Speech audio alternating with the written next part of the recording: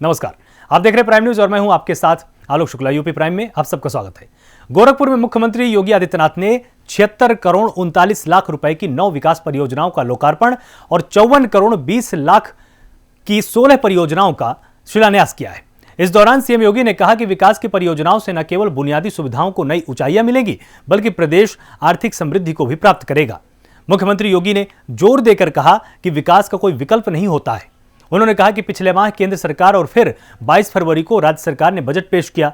दोनों सरकारों का बजट विकास और रोजगार पर केंद्रित है। पीएम नरेंद्र मोदी की समग्र विकास की परिकल्पना को मूर्त रूप देने का कार्य 2017 में उत्तर प्रदेश में आई भाजपा सरकार ने किया है।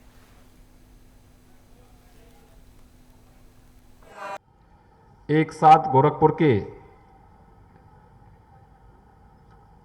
9 परियोजनाओं के जिनकी लागत 76 करोड़ 39 लाख 29 हजार है,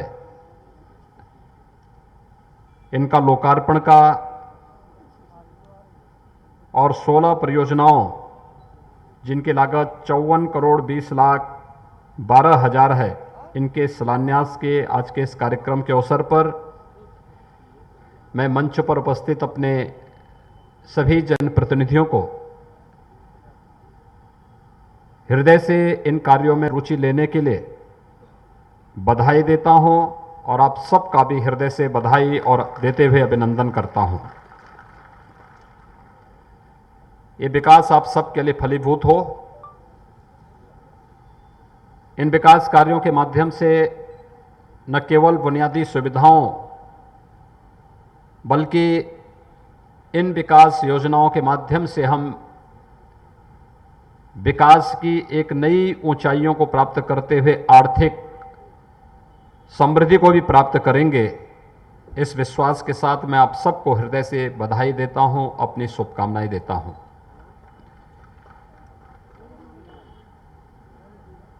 पिछले महीने केंद्र सरकार का बजट आया और उसके उपरांत 22 फरवरी को उत्तर प्रदेश सरकार ने भी अपना बजट प्रस्तुत किया। हम सब जानते हैं कि प्रदेश हो या केंद्र हो, दोनों सरकारों का बजट विकास और रोजगार को केंद्रित करते हुए प्रस्तुत किया गया था। याद रखना, विकास का दूसरा कोई विकल्प नहीं हो सकता और समग्र विकास की उस परिकल्पना को साकार करने के लिए जो प्रधानमंत्री मोदी जी ने, जिसके बारे में 2014 में इस देश की जनता के सामने कहा था, उसके अनुरूप विकास के कार्यों को आगे बढ़ाने के लिए जिस प्रकार की योजनाएं केंद्र सरकार बना रही है या केंद्र सरकार ने बनाए थे और आज वो मूर्त रूप लेते हुए दिखाई दे रहे हैं। 2017 के बाद प्रदेश के अंदर भारतीय जनता पार्टी नेतृत्व की सरकार ने भी उसी रूप में कार्य करते हुए अपने जो कार्य योजना लागू की थी, आज उसके परिणाम हमें दिखाई दे रहे हैं। प्रदेश का कोई जनपद, कोई लोकसभा सीट या कोई विधानसभा सीट या कोई विकास खंड ऐसा नहीं होगा, कोई गांव ऐसा नहीं होगा जहां पर विकास का कोई ना कोई कार्य या कोई ना कोई बड़ी परियोजना ना आई हो। हर एक जगह गया है, हर एक स्तर पर गया है और गोरखपुर के लोग तो इसके जीते जागते उदाहरण हैं। कल केंद्रीय उर्वरक और रसायन मंत्री आए थे।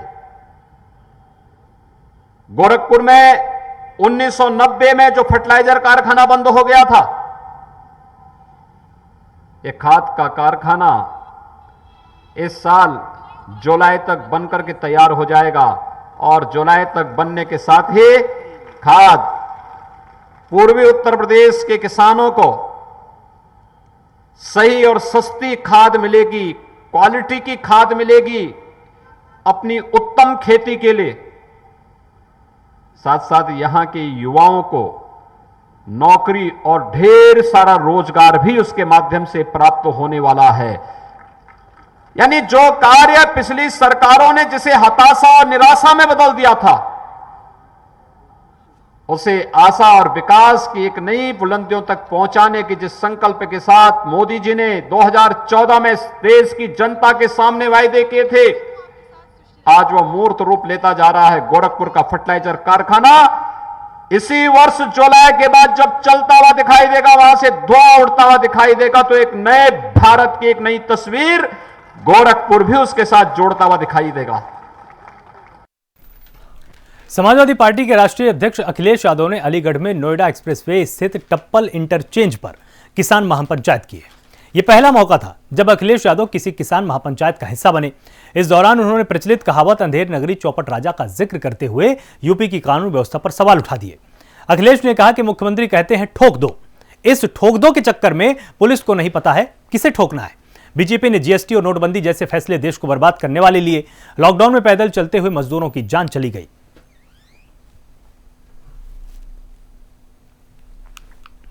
अगर हमारे किसान अन्नदाता अगर खेती ना करें तो बताओ जीवन क्या है धरती पर? क्या हम बिना खाए हम कितने दिन जिंदा रह सकते हैं? और ये जो सभा में आए हैं, हम जानते हैं सभा कई बार चलने लगती है तो हम मंच पे कहते हैं कि देखो खाने का समय हो गया है, पेट खाली हो गया इसलिए लोग जा रहे हैं। सोचो अगर खाना नहीं होगा, खेती नहीं होगी तो जीवन कैसे चलेगा? इसलिए खेत में काम करने वाले किसान हमारा जीवन चलाते हैं। हम लोग जिंदा इसलिए हैं क्योंकि हमें इनकी मेहनत से खाने को मिलता है।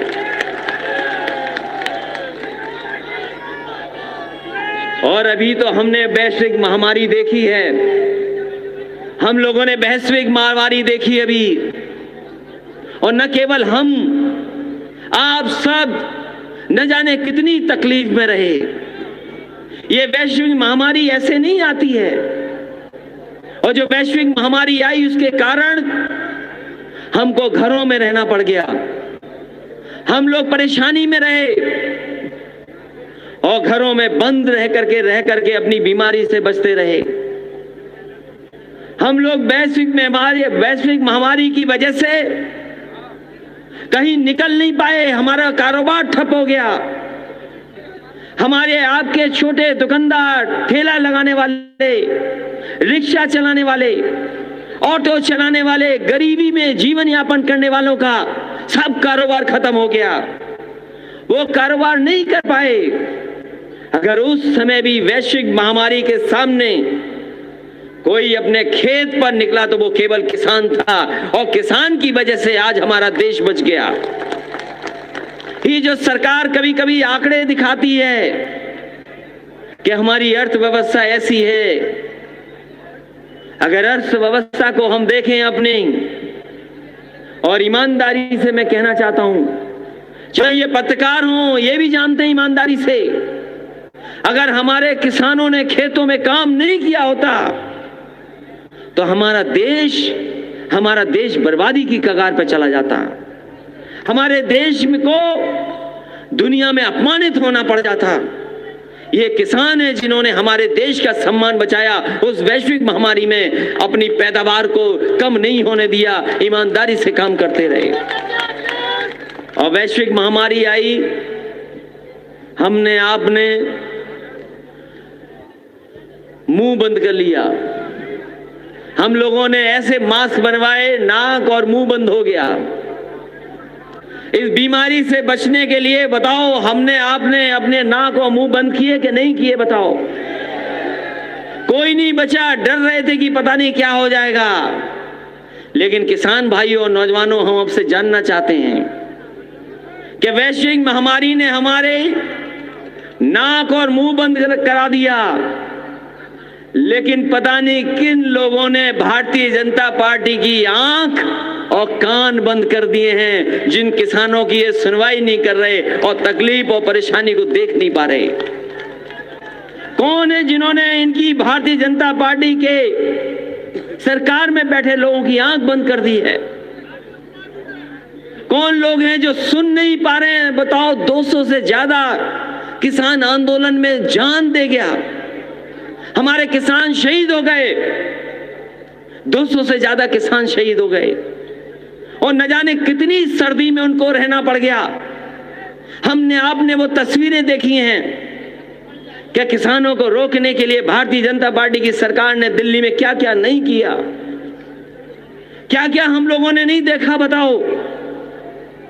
जैसे कभी हमने सीमा पर सुना होगा कि सीमा पर ऐसे किया जाता है, वही चीजें हमारे किसान जो हमारे अन्नदाता हैं उनको रोकने के लिए भारतीय जनता पार्टी ने किया। वो दिल्ली केवल अपनी बात रखने जाना चाहते थे, लेकिन हमारे किसानों को दिल्ली में घुसने नहीं दिया, अपमानित किया, और इतना अपमानित किया कि हमारा किसान और मजबूत हो गया। और उसने कहा कि सरकार कुछ भी हमें कहती रहे, लेकिन हम सरकार के लड़ करके दिखाएंगे। और 26 जनवरी को ट्रैक्टर लेकर के उन्होंने यात्रा निकालने का काम किया। कोई सोच सकता है कि किसान इतनी महंगाई में ट्रैक्टर में डीजल डलवा करके ट्रैक्टर लेकर के निकले? और वो ट्रैक्टर यात्रा इसलिए ही हो रही थी क्योंकि वो सरकार को जगाना चाहते थे। हमारे किसान शहीद हो गए, सरकार नहीं जागी, हमारे ट्रैक्टरों की आवाज नहीं सुनी, और पूरे उत्तर प्रदेश और देश में ट्रैक्टर चले हैं। ट्रैक्टरों की भी आवाज और ट्रैक्टरों की भी सम्मान नहीं किया इन्होंने। पता नहीं किस बात का घमंड, किस बात का अहंकार है, और हमारे किसानों पे और हमारे नौजवानों पे झूठे मुकदमे लग गए। मऊ के पूर्व ब्लॉक प्रमुख अजीत सिंह हत्याकांड के आरोपी पूर्व सांसद धनंजय सिंह ने शुक्रवार को प्रयागराज में एमपी एमएलए कोर्ट में सरेंडर किया। पुलिस ने पूर्व सांसद पर 25,000 का इनाम घोषित किया हुआ था। 15 फरवरी को गैर जमानती वारंट जारी होने के बाद से ही पुलिस धनंजय की तलाश कर रही थी। सूत्रों के मुताबिक धनंजय सिंह कोर्ट परिसर में वकील के ड्रेस में पहुंचे थे। इसके बाद उन्होंने सरेंडर किया।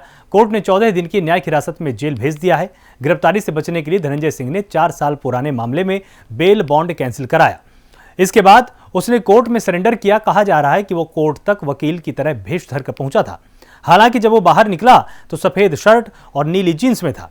साल 2017 में धनंजय सिंह के खिलाफ जौनपुर के खुटहान में केस दर्ज हुआ था। उसी प्रकरण में बेल बॉन्ड भी कैंसिल कराया गया। बेल बॉन्ड कैंसिल होने के बाद कोर्ट ने हिरासत में लेने का आदेश दे दिया। उसे कड़ी सुरक्षा के बीच नैनी सेंट्रल जेल भेजा गया। अब मामले की सुनवाई 1 अप्रैल को होनी है।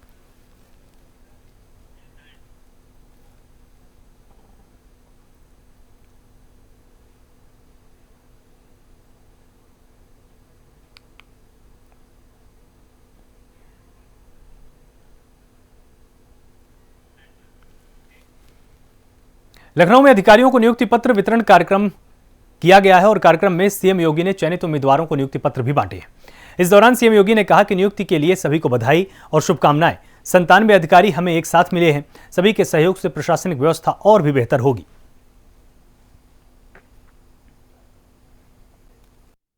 ये जो शुरुआती कार्य है, जितनी मेहनत आप कर सकते हैं, देखिए हमारे यहां आर्मी के ट्रेनिंग के बारे में कहा जाता है कि उनके प्रशिक्षण के दौरान जितना अधिक पसीना बहेगा, युद्ध के मैदान में उतना ही कम खून बहाने की नौबत आएगी।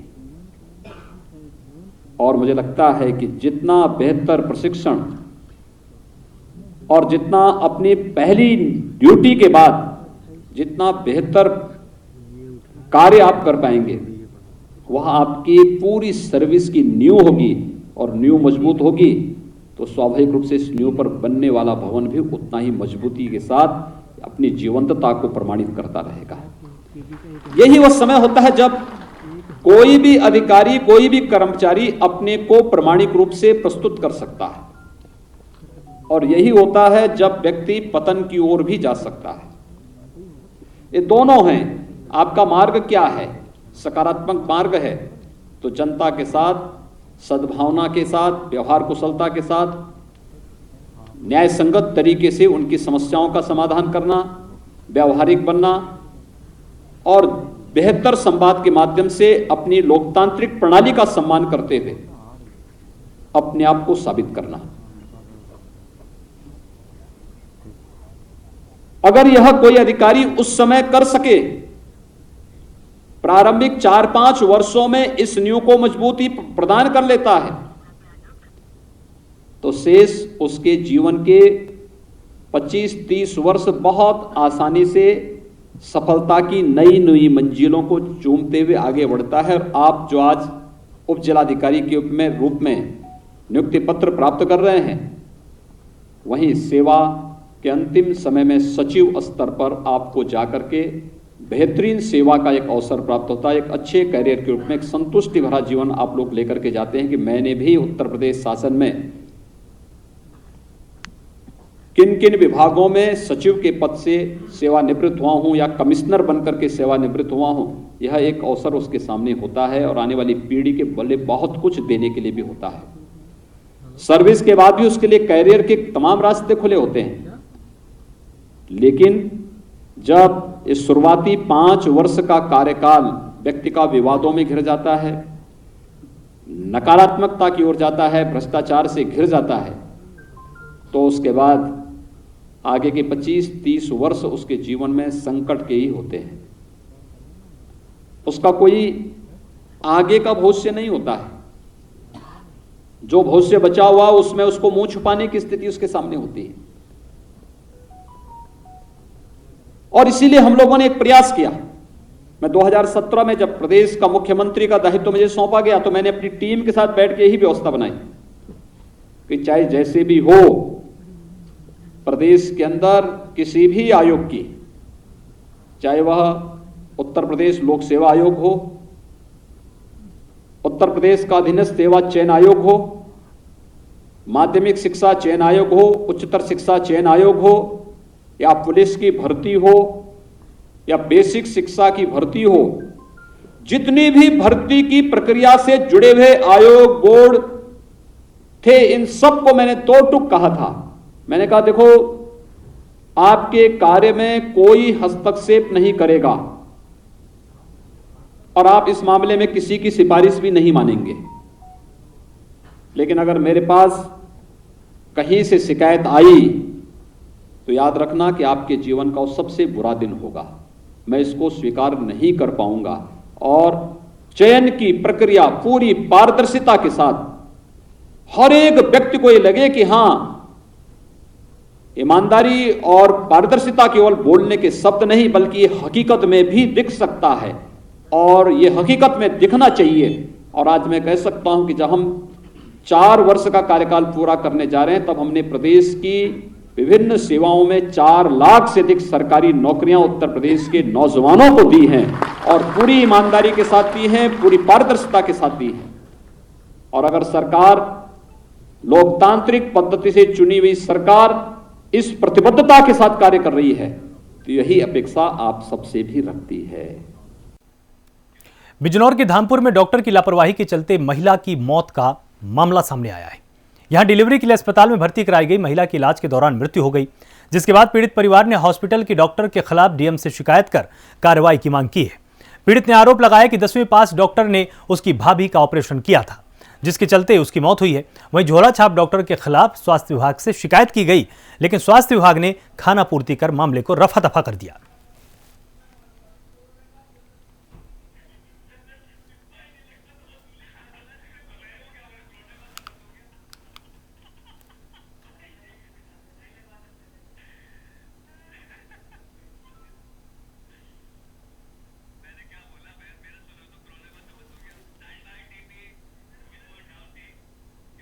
कोरोना पर यूपी सरकार की प्रेस कॉन्फ्रेंस में क्या जानकारी दी गई है, वो भी आपको दिखा देते हैं।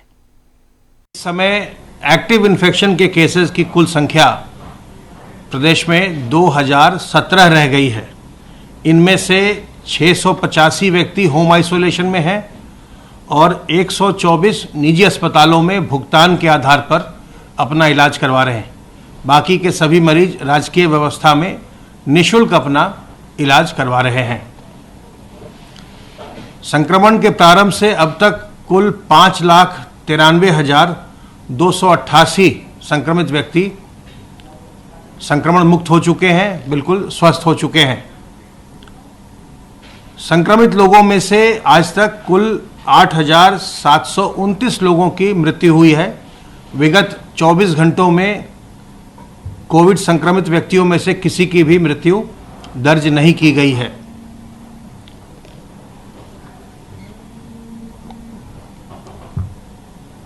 कल प्रदेश में 1,18,923 सैंपल्स की जांच की गई और अब तक कुल मिलाकर 3,18,68,690 सैंपल्स की जांच की जा चुकी है। ई संजीवनी पोर्टल पर कल 4,220 लोगों ने घर बैठे डॉक्टरों की राय प्राप्त की, टेलीकंसल्टेशन किया और अब तक कुल मिलाकर 5,87,070 व्यक्ति ई संजीवनी पोर्टल पर टेलीकंसल्टेशन कर चुके हैं। सर्वेलेंस की कार्रवाई के अंतर्गत अब तक 1,85,842 इलाकों में 5,12,181 टीम दिवस के माध्यम से 3,14,92,790 घरों का सर्विलांस किया जा चुका है और इनमें रहने वालों की संख्या 15,29,13,284 है। सर्विलांस के माध्यम से और सैंपलिंग और टेस्टिंग के माध्यम से संक्रमण को हम नियंत्रित रखने का प्रयास करते हैं।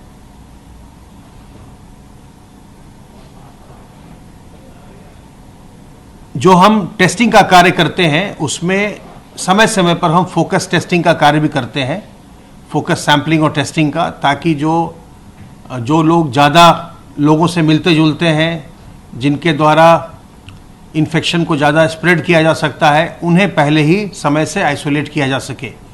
उस क्रम में 13 मार्च से 27 मार्च तक हमारा फिर एक अभियान होगा होली के पहले, जिसमें हम फोकस टेस्टिंग का कार्य करेंगे। आज भी प्रदेश में वैक्सीनेशन का कार्य चल रहा है और आज भी 2,300 से अधिक केंद्रों पर यह कार्य हो रहा है कोविड वैक्सीनेशन का। और आज 3 बजे तक प्राप्त सूचना के अनुसार 60,000 से अधिक लोगों को वैक्सीन की डोज लगाई गई है। अब तक प्रदेश में स्वास्थ्यकर्मियों और जो हमारे फ्रंटलाइन वर्कर्स हैं या 60 साल से ऊपर के हमारे बुजुर्ग व्यक्ति हैं, उन सबको मिलाते हुए 19 लाख से अधिक डोज, वैक्सीन की डोज अब तक लगाई जा चुकी है। यूपी प्राइम में फिलहाल इतना ही। आप सब लगातार जुड़े रहिए प्राइम न्यूज के साथ। नमस्कार।